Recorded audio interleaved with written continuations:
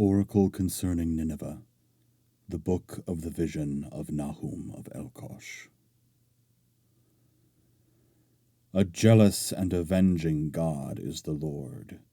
An avenger is the Lord, full of wrath. The Lord takes vengeance on his adversaries and rages against his enemies. The Lord is slow to anger, yet great in power. The Lord will not leave the guilty unpunished. In storm wind and tempest he comes, and clouds are the dust at his feet. He roars at the sea and leaves it dry, and all the rivers he dries up. Laid low are Bashan and Carmel, and the bloom of Lebanon withers. The mountains quake before him, and the hills dissolve. The earth is laid waste before him, the world and all who dwell in it. Before his wrath who can stand firm, and who can face his blazing anger? His fury is poured out like fire, and boulders break apart before him.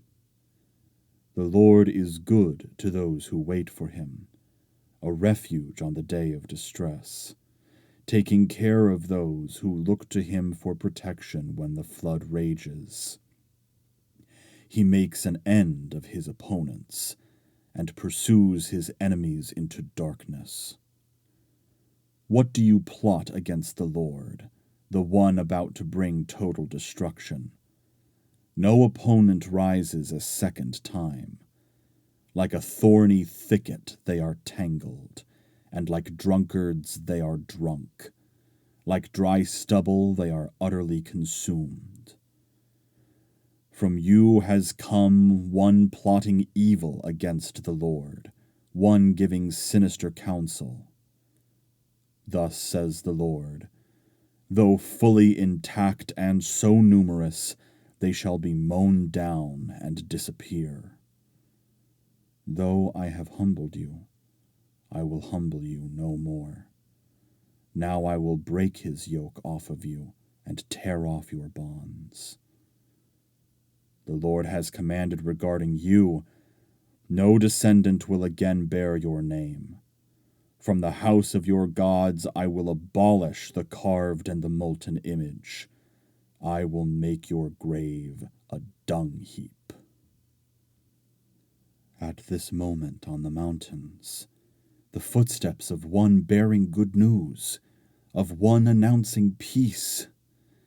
Celebrate your feasts, Judah. Fulfill your vows, for never again will destroyers invade you. They are completely cut off. One who scatters has come up against you. Guard the rampart, watch the road, brace yourselves, marshal all your strength. The Lord will restore the vine of Jacob, the honor of Israel, because ravagers have ravaged them and ruined their branches. The shields of his warriors are crimsoned, the soldiers clad in scarlet. Like fire are the trappings of the chariots on the day he prepares for war. The cavalry is agitated. The chariots dash madly through the streets and wheel in the squares, looking like torches, bolting like lightning. His picked troops are called. Ranks break at their charge. To the wall they rush. Their screen is set up. The river gates are opened. The palace is washed away. The mistress is led forth captive, and her maidservants led away, moaning like doves, beating their breasts. Nineveh is like a pool whose waters escape. Stop, stop, but none turns back. Plunder the silver, plunder the gold. There is no end to the treasure, to wealth in every precious thing. Emptiness, desolation, waste, melting hearts and trembling knees, churning in every stomach, every face turning pale.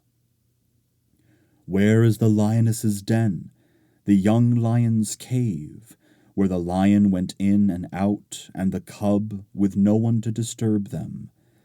The lion tore apart enough for his cubs, and strangled for his lionesses. He filled his lairs with prey, and his dens with torn flesh. I now come against you, oracle of the Lord of hosts. I will consume your chariots in smoke, and the sword will devour your young lions. Your preying on the land I will bring to an end. The cry of your lionesses will be heard no more.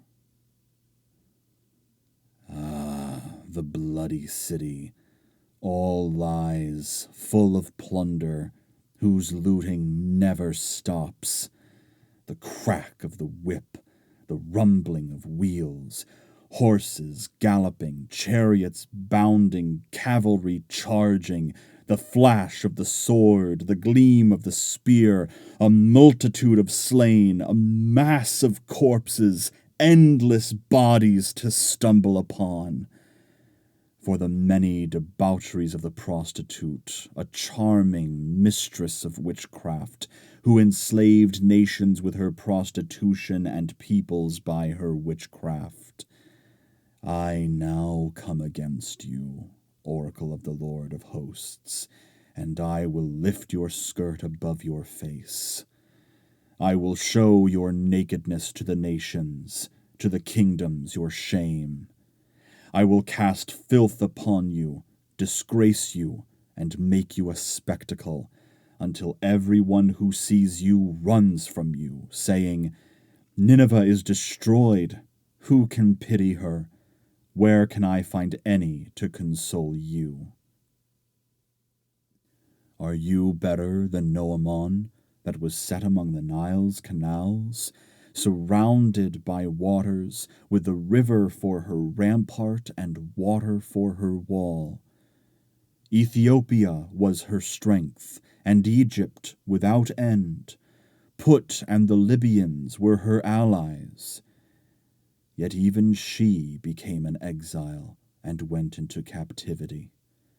Even her little ones were dashed to pieces at the corner of every street. For her nobles they cast lots, and all her great ones were put into chains. You too will drink of this.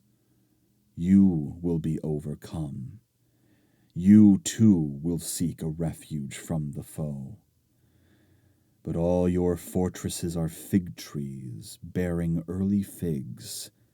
When shaken, they fall into the devourer's mouth. Indeed, your troops are women in your midst.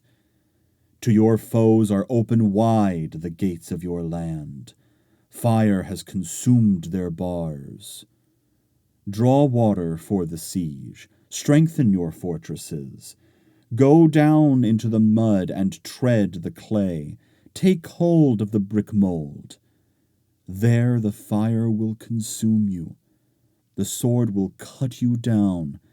It will consume you like the grasshoppers. Multiply like the grasshoppers. Multiply like the locusts. You have made your traders more numerous than the stars of the heavens, like grasshoppers that shed their skins and fly away. Your sentries are like locusts, and your scribes like locust swarms, gathered on the rubble fences on a cold day.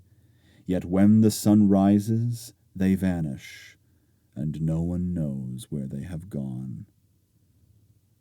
Your shepherds slumber, O king of Assyria. Your nobles have gone to rest.